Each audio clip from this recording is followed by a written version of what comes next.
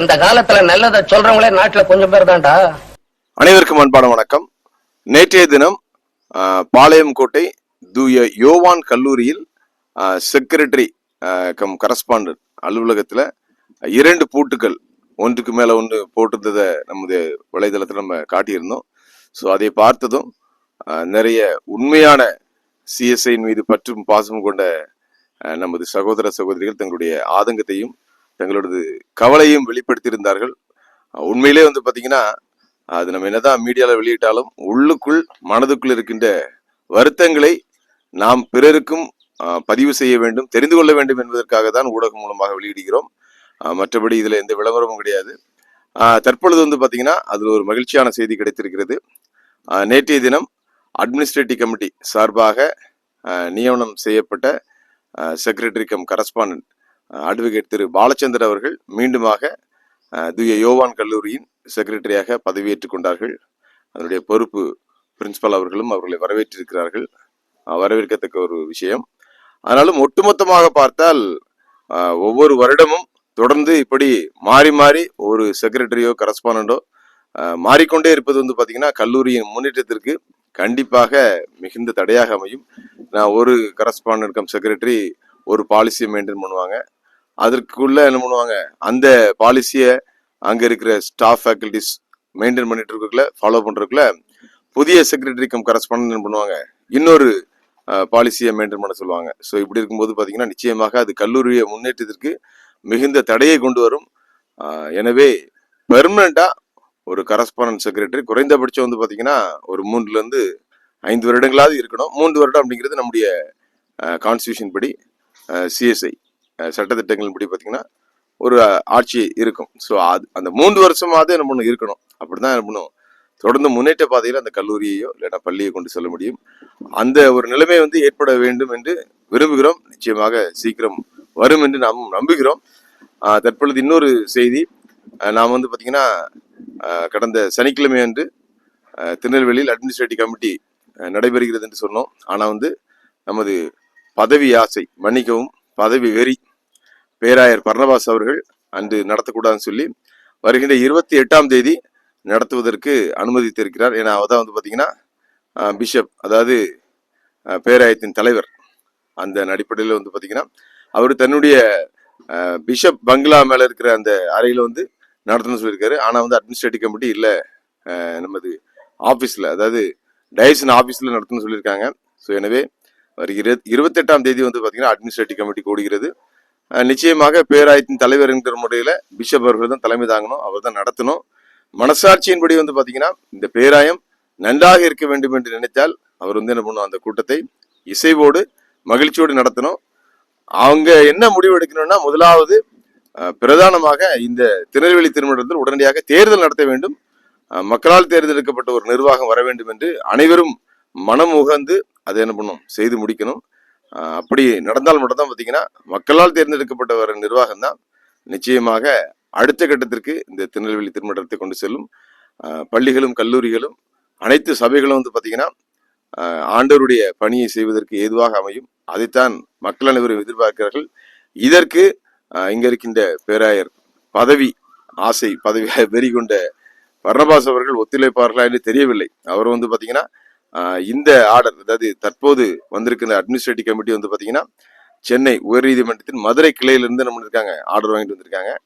அவர் என்ன பண்றாரு, பேராயர் நான் சுப்ரீம் கோர்ட் போகணும்னு சொல்லி என்ன பண்றாரா நிக்கிறாராம். சுப்ரீம் கோர்ட் போய் இவங்களுக்கு ஸ்டே வாங்கிட்டு மீண்டும் தன்னுடைய ஆட்சி அதிகாரம் தொடர வேண்டும் என்று நினைப்பதாக கேள்விப்படுகிறோம். இந்த தவறை அவர் செய்யக்கூடாது.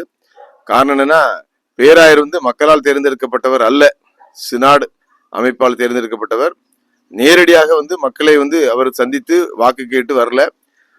சில மனிதர்களால், குறிப்பாக பாத்தீங்கன்னா முன்னாள் லே செயலர் அண்ணன் DS ஜெய்சிங் அவர்களால் உருவாக்கப்பட்டவர் தான் அவரே கூட இருந்தா என்ன பண்ணது, தன் இஷ்டம் போல எதுவும் செய்ய முடியாது என்பதற்காக அவரை தள்ளி விட்டு தன் இஷ்டம் போல செய்து கொண்டிருக்கிறார். இந்த வழக்கு செலவுகள் மற்றும் வக்கீல்கள் செலவுகள் மற்றும் கோர்ட்டுக்கு செலவு பண்றது எல்லாமே பாத்தீங்கன்னா இங்க இருக்கின்ற STC காலேஜ், சாரால் டக்கர் கல்லூரி மற்றும் ஜான்ஸ் கல்லூரியிலிருந்து பெறப்படுகின்ற பணத்தை தான் என்ன பண்றாரு, அவர் தண்ணீர் போல செலவு பண்றதா கேள்விப்படுறோம். மகா கண்டனத்துக்குரியது. இது எல்லாமே வந்து பாத்தீங்கன்னா ஊழிய ஸ்தானங்கள் தான். இங்க இருந்து வருகிற பணங்கள் எல்லாமே வந்து பாத்தீங்கன்னா கர்த்தருடைய ஆலயத்தையோ ஊழியத்தையோ அந்த கல்வி நிறுவனங்களையோ முன்னேற்றம் செய்வதற்கு தான் பயன்படுத்த வேண்டுமே தவிர இவர் பதவியில் தொடர்ந்து ஒட்டிக்கொண்டு தனது ஆசைகளை நிறைவேற்றுவதற்கு அதை பயன்படுத்தக்கூடாது. மக்கள் சார்பாக மகா கண்டனத்தை தெரிவித்துக் கொள்கிறோம்.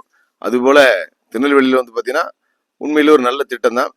இந்த தரிசன பூமி என்பது உண்மையில் நல்ல ஒரு விஷயம். நமது திருமண்டலத்தின் சொத்துக்கள் வந்து பார்த்தோன்னா அனாமத்தை கடந்ததை எடுத்து நல்லா நம்ம டெவலப் பண்ணி நல்லா பண்ணிருக்காரு. நல்லது, மகிழ்ச்சி. ஆனா அந்த தரிசன பூமிக்கும் பாத்தீங்கன்னா சரியான கணக்கு வழக்குகள் இல்லைன்னு சொல்றாங்க. எந்த டேம்ஸ்ல அதை வாங்கினாரு, எந்த அக்கௌண்ட்ல வந்து அந்த பணங்கள் வைக்கப்பட்டிருக்குது, அதற்கான கணக்கு வழக்குகள் எதுவுமே இதுவரைக்கும் இல்லைன்னு சொல்றாங்க. இது மகா தவறானது. எந்த நல்ல விஷயம் செஞ்சாலும் என்ன பண்ணணும், அதை வந்து பாத்தீங்கன்னா அனைவருக்கும் திறந்த மனதோடு, அதை டிரான்ஸ்பரன்ட்னு சொல்லுவாங்க.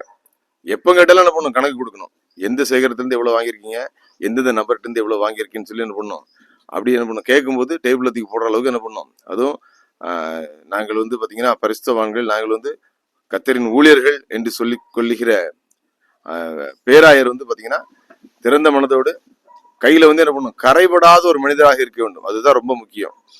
வெள்ளையும் சொல்லாமல் அலையிறதோ இல்லைன்னா வந்து பார்த்தீங்கன்னா பிங்க் கலர் ட்ரெஸ் போட்டுட்டு அலையிறதோ பெரிய விஷயம் கிடையாது.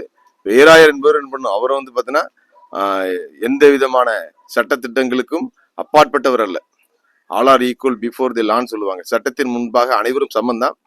எனவே இந்த தரிசன பூமியின் கணக்கு வழக்குகள் என்ன பண்ணும், தணிக்கை செய்யப்பட வேண்டும்.